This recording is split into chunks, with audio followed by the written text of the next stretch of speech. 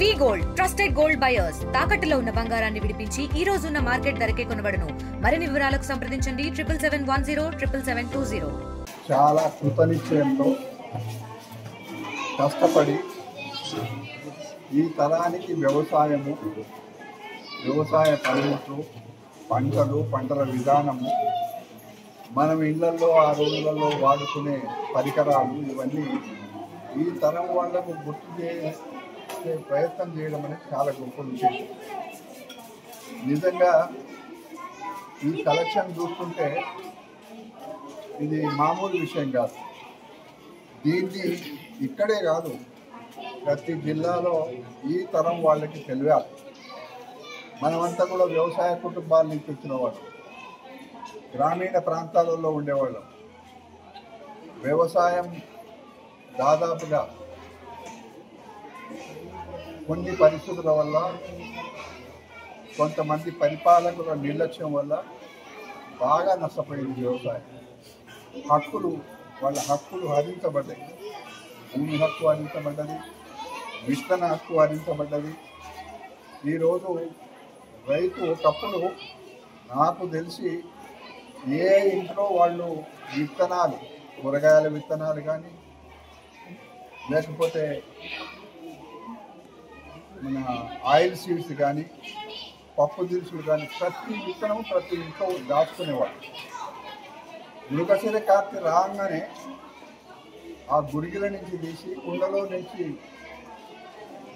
బయటికి తీసి ఎండబోసి మళ్ళీ ఆ విత్తనాన్ని భూమిలో అలుపుకునేవాళ్ళు. అట్లాంటి పరిస్థితి నుంచి మనం మారిపోయినాం. మనం అంతా విత్తన కంపెనీలు అమ్మే విత్తనాలు మాత్రమే కొంటున్నాం.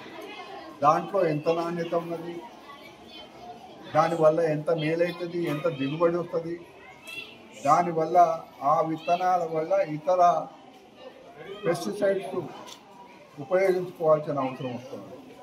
కాబట్టి ఇవన్నీ కూడా వ్యవసాయ విధానాలలో, గ్రామీణ ప్రాంతాలలో ప్రభుత్వం చేస్తున్న దానికి తోడుగా ఈరోజు నిజంగా వీళ్ళు చేసిన ఇక్కడ పులిరాజు, హెడ్ మాస్టర్ గారు, మహిళలు, ఈ గ్రామస్తులు, ఇక్కడేమిటి అందరూ సమిష్టిగా ఈ గ్రామంలో ఇదివరకే ప్రజాప్రతినిధిగా ఉన్న పెద్దలందరూ కూడా పేరున నేను అందరినీ చెప్పడం కష్టమవుతుంది. అందరూ సమైక్యంగా ఈ కార్యక్రమం చేసింది. నేను ఒక మాట మనవి చేస్తూ ఉన్నా, ఒక మార్పు అయితే రావాలి. ఆ మార్పుకు ఈ ప్రభుత్వం, గౌరవ ముఖ్యమంత్రి రేవంత్ రెడ్డి గారు ఒక సంకల్పంతో ఉన్నారు. ఆ సంకల్పం వ్యవసాయ రంగాన్ని లాభసాటిగా చేయాలి.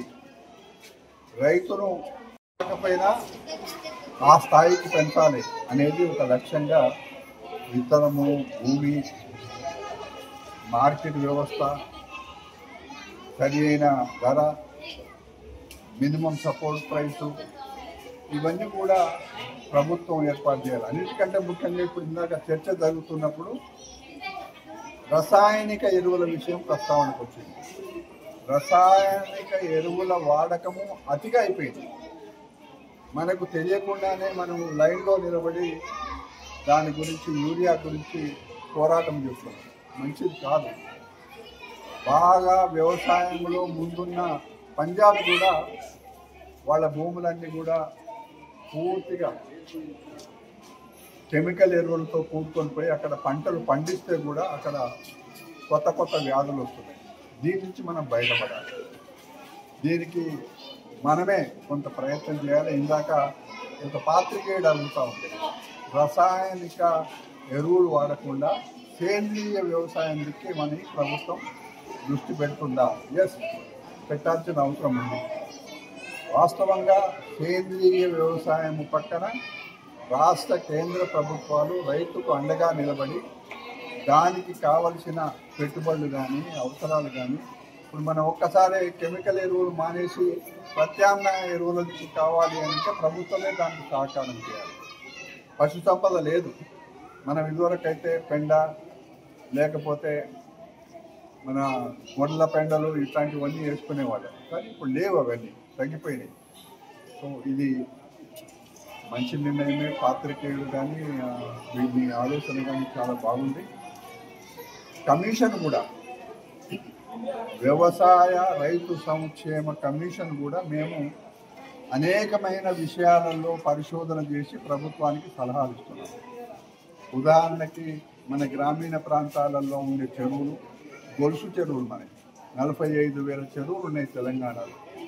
అవన్నీ కూడా ఆక్రమించుకున్నారు, లేఅవుట్లు చేసేసిండ్రు, క్యాచ్మెంట్ ఏరియా దెబ్బతిన్నది. దీన్ని కాపాడుకోవాలి. రాబోయే రోజులలో ఈ చెరువులకన్నిటికీ ఆ ఆయకట్టు కింద రైతులే వాళ్ళకి అప్పచెప్పి నీటి నిర్వహణ కమిటీని ఏర్పాటు చేసి వాళ్ళకే బాధ్యత అప్పచెప్పాలని, ప్రతి గ్రామంలో ఒక ఆదర్శ రైతు వ్యవస్థ ఉండాలని, ఇట్లాంటివన్నీ కూడా పెనుమార్పులు వ్యవసాయ రంగంలో తీసుకురావాల్సిన అవసరం ఉంది. అన్నిటికంటే ఈ సందర్భంగా ఒకటి నేను మనవి చేస్తా ఉన్నా, రైతుకి సమాజంలో గొప్ప పేరు ఉంది. రైతు అంటే దేశానికి వెన్నెముక, అన్నం పెట్టే దాత. ఆయన ఎప్పుడు కూడా అధైర్యపడి ఆలోచన చేయొద్దు, ధైర్యంగా ఉండాలి. ఈ పక్కన అందరూ ఉన్నారు, గ్రామస్తులు ఉన్నారు, ప్రభుత్వం కూడా ఉంది. ప్రైవేటు అప్పుల వల్లనే ఈ రైతులు ఆత్మహత్యలు చేసుకుంటున్నారు అనేది మాకు మెజారిటీ కేసులు అట్లా వచ్చినాయి. పులిరాజు గారు రాసిన పుస్తకాలలో కూడా ప్రైవేటు అప్పులు ఒక కారణం. సో దానికి ఈ మధ్య కాలంలోనే మనీ లెండింగ్ లైసెన్స్ విధానం మళ్ళీ అందరు కలెక్టర్ల దగ్గర ఆ వ్యవస్థ పెట్టింది. ప్రతి గ్రామంలో ఎక్కడైనా రిజర్వ్ బ్యాంక్ గైడ్లైన్స్ కంటే ఎక్కువ ఇంట్రెస్ట్ ఎవడైనా తీసుకుంటే అతన్ని శిక్షించేటట్టుగా ఆ చట్టంలో ఉంది. ఆ వ్యాపారం చేసేవాళ్ళు కూడా కలెక్టర్ దగ్గర విధిగా లైసెన్స్ తీసుకోవాలి. ఇవన్నీ కొత్త కొత్త విధానాలు మళ్ళీ రావాల్సిన అవసరం ఉంది. ఏదైనా ఇక్కడి నుంచి ఒక మాట, రైతులు ఎవరు కూడా అధైర్యపడద్దు, ఆ నిర్ణయం తీసుకోవద్దు.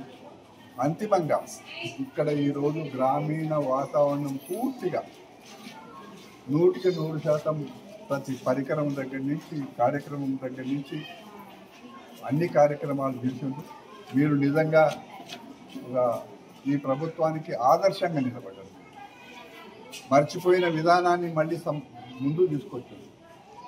పిల్లలకు మరీ ముఖ్యంగా మన వ్యవసాయ సాంప్రదాయం ఇవన్నీ కూడా, విత్తనాలంటే ఏమిటి, నారంటే ఏంది, పొలం అంటే ఏంది, ఇవన్నీ కూడా వాళ్ళకు తెలిసేటట్టుగా చేసేది. కాబట్టి మీరు ధన్యులు. మేము మిమ్మల్ని మనసారా చరిత్ర సృష్టించినోడు ఇప్పుడు ఆ చరిత్రని తిరగరాయబోతున్నాడు.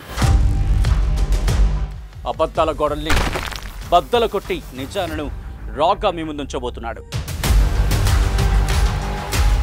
నిజమైన వార్తల కోసం వెంటనే డౌన్లోడ్ చేసుకోండి రా యాప్ని.